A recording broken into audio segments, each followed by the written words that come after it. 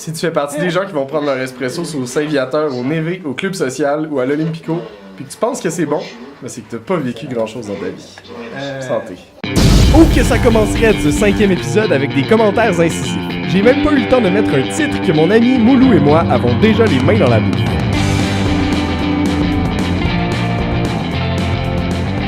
So what is this? The name of Doulet. Doulet. And show us how you eat it. This, you have to grasp like this. You got it. Alright. Deuxième étape de notre tour gastronomique à Addis Ababa, dans un resto érythréen. Ah ok, it'll be mixed. One hand.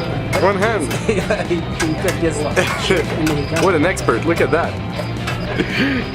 Wow! On a du pain, des œufs, du yogourt, des ingrédients secrets du chef.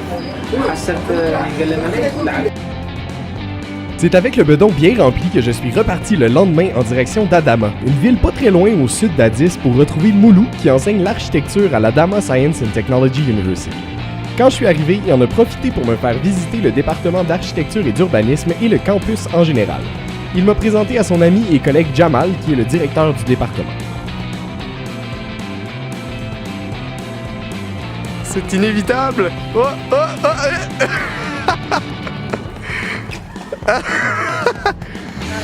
Je me suis invité à dormir chez le collègue de Moulou qui est aussi prof à l'université. Après avoir déposé mes choses chez Jamal et pris ma douche, les gars en ont profité pour me montrer le nightlife de la ville. On est sortis dans 2 clubs et qu'est-ce que vous pensez que le DJ a fait jouer ce soir-là?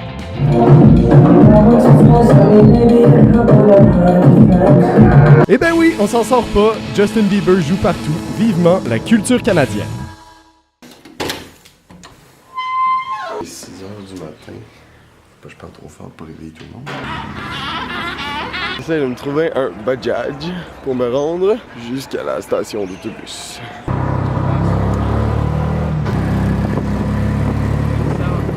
Ce matin, on part pour Zanzibar avec Nats et Jess. Courte explication sur ce qui s'est passé. Après m'être dévissé bien comme il faut à Adama, j'ai poursuivi ma route jusqu'à la petite bourgade de Dila à environ 400 km d'Addis. La journée où Nats et Joss sont arrivés en Éthiopie, j'ai laissé mon vélo dans un petit hôtel de Dila et j'ai pris l'autobus pour les rejoindre à Addis Ababa. Maintenant, on prend une pause de 4 jours bien méritée, direction Zanzibar.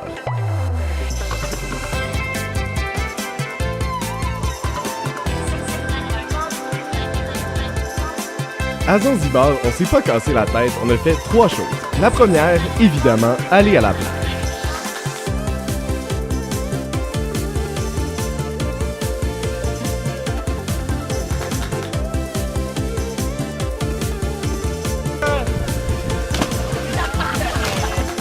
Zanzibar, ça porte le surnom de l'île aux épices. Donc, on a fait comme tous les autres touristes font et on est allé dans une ferme d'épices. En visitant cette ferme-là, Nats, Joss et moi avons appris plein de choses comme que tu bois le jus de racine d'ananas bouilli, tu peux te faire avorter demain. C'est drôle, c'est vrai. Hein? Non, mais c'est n'importe quoi. Coup de G-Rop, c'est pour... Aussi pour arrêter diarrhée. Comme 3e activité, on a eu l'occasion de visiter un centre de conservation d'animaux tenu par une Allemande on ne peut plus passionnée par son emploi. Ça nous a permis de rencontrer toutes sortes de petites et de grosses bêtes, dont un guépard, un lion et même une hyène.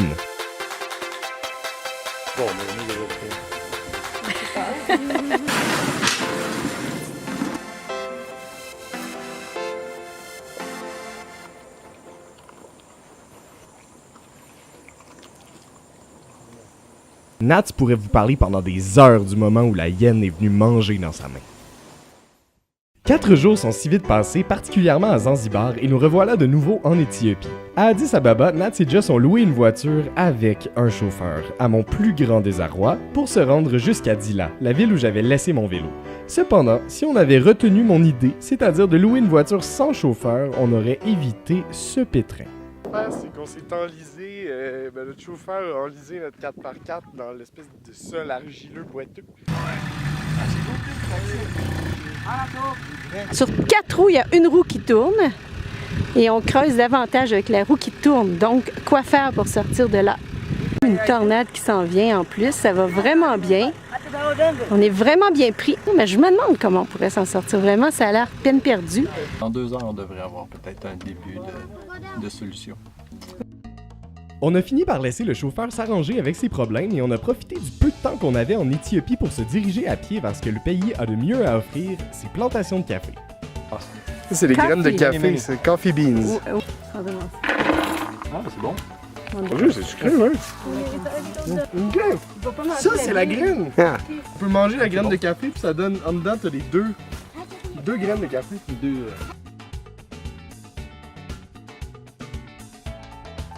Donc, après avoir séché pendant 3-4 jours, les grains qui ressemblaient à ça au début deviennent des grains noirs, comme ça, des grains secs. Une fois que la graine est cueillie puis séchée, il ne reste qu'à enlever la coquille externe, la torréfier, la moudre et puis enfin l'infuser.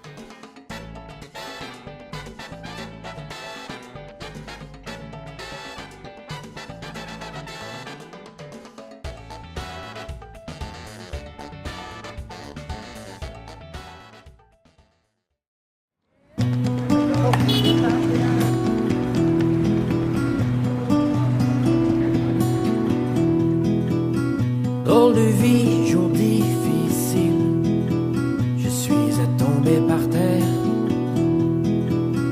Plus de nerfs, je veux tout lancer en l'air, tout abandonner. Mes projets, même les plus chers, me sont nuls à mourir. Plus rien ne sait me retenir, ne sait me satisfaire. Je